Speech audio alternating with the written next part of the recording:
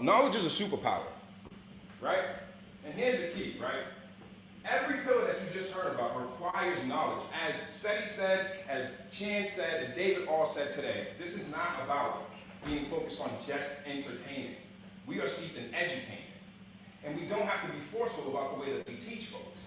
This, as you can see on the screen right now, is some of our programming that we run. Now, the way we do this is we meet people where they are, and we try to understand them, try to understand their interest levels. And how this works in our favor is because we don't want, kids have enough classrooms. They have enough constructs to try to deal with, right? So we give them a free-spirited space to be themselves, to learn, to engage, to actually practice the pillars of hip-hop, to actually be, you know, I have some young people that come around us and they're like, they want to follow or copy. And we're trying to get them to be originals.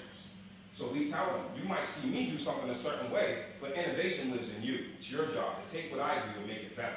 Don't be me, be greater. So again, knowledge is a superpower. We hold a lot of wonderful presentations at our location. How many in this room and how many tuned in understand the concept of each one teach one? How many of you knew that it was actually an African proverb that was started in Africa, translated here, and then we created it into our own thing, right?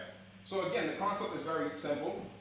During the slave times, we were seen as chattel and therefore denied the education. So we learned so when one slave learned to read and write, it became the duty to teach someone else. So it's a very simple concept, right? Each one teach one. This is not magic. This is not hard. This is a way of life. This is a way of being. We should all want to spread knowledge to more people. We should all want to give people more experiences, and we should want to share our information. This is why knowledge is so important, because as we learn these things, and as we engage with people musically, if you notice, these are the spaces where we entertain our young people. Well, was our previous space where we entertain young people. But if you notice, we don't have to talk about these complex things right then and there. They just need to see what's going on in the world. And they need to see people being responsible and accountable to try to help them understand the nuance without pushing them in a direction. We need to allow young people to develop themselves. So with that being said, it's all about making sure that if someone comes up to the DJ booth and Junior's DJing, and a kid says, I want to scratch, there's no ego here. There's no like, no kid, no, we're going to take a second and teach this kid how to scratch. It might mess up the vibe for 2 seconds, but when somebody looks over and sees it's a little kid, your heart melts, right?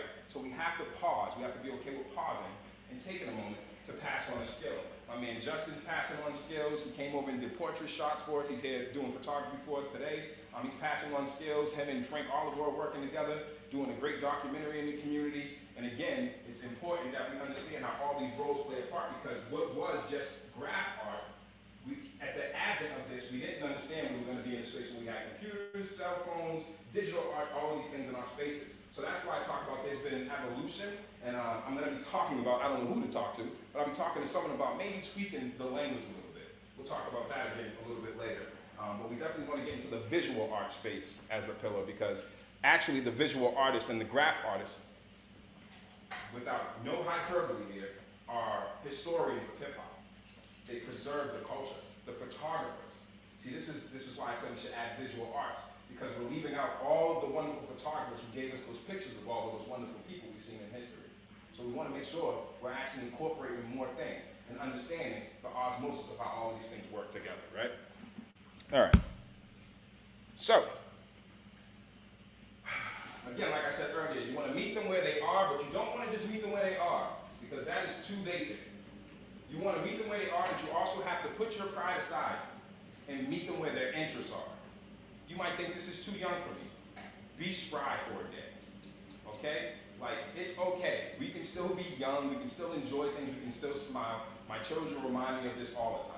I'll be grumpy at my computer because I'm doing a million things, I'm an entrepreneur, and my kids always get me to pause and realize I can take a breather, move away from this for a second, and just be silly. We're jumping in a puddle. I mean, literally, there's a little thing outside our house and we jump in the puddle. Again, it's about meeting people where their interests are. So get people in the things that they're interested in, and then find a way to correlate what you want to teach them into what they're already interested in. Example, my son loves video games. Now, a lot of parents are like, get off that game, don't play that game, da-da-da-da. Pause. It's a billion-dollar industry.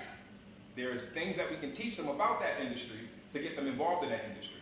I told my son was so delighted to meet someone named Gordon Nance, who actually is from New Bedford. He moved to New York. He's actually in Pittsburgh right now, and he's a crazy, super dope producer from right here in New Bedford, Gordon Nance. And look him up. He has placements on ESPN. He has placements on video games like NBA Live, NBA 2K, what have you, right? I think it's 2K. That's how old I am, guys. I know there's mad kids that was like, Live. What is that? NBA Live has been going. Anyway, NBA 2K. So again, finding different ways that you can incorporate the things that you love and you're interested in and turn them into a commodity, turn them into a business. This is not just entertainment, this is edutainment. So, thank you for the presentation. We really enjoyed, I hope you enjoyed the presentation and everything going on here. This is kind of new for some of us, but we're definitely going to be doing more of these. We want to thank Dina so much for having us. We want to thank the community for continuing to support us. If you can still continue to support us, Third Eye and Communal Space are looking to buy a building. If you know anything about Third Eye or Communal Space, we've been in the community, Third Eye's been in the community for 20 plus years. Communal Space has been in the community for the last 2 years. We had a beacon of hope downtown, and as you know, rising costs, things change. I really don't, it is what it is. But we do have a great opportunity to buy a space right down the street from where we were. And we no longer will have to rent, we will be able to own a building. We will be able to own and create a headquarters for BIPOC community, marginalized community, and all folks who want to come together and have discourse to find a way that we can move together in the future. Move together into the future. So if you would like to know more, you can follow us at thirdeyeunlimited.org. You can follow us at thirdeye_unlimited on Instagram or Third Eye Inc. on Facebook. The QR code is on your screen. You can scan the QR code and make a donation. I do want to thank some of our community partners. They asked not to be named, but there are some community partners that have been working behind the scenes to try to make things happen. But I can say that we are close, but we are not there. Everything helps, because getting into the building is step one.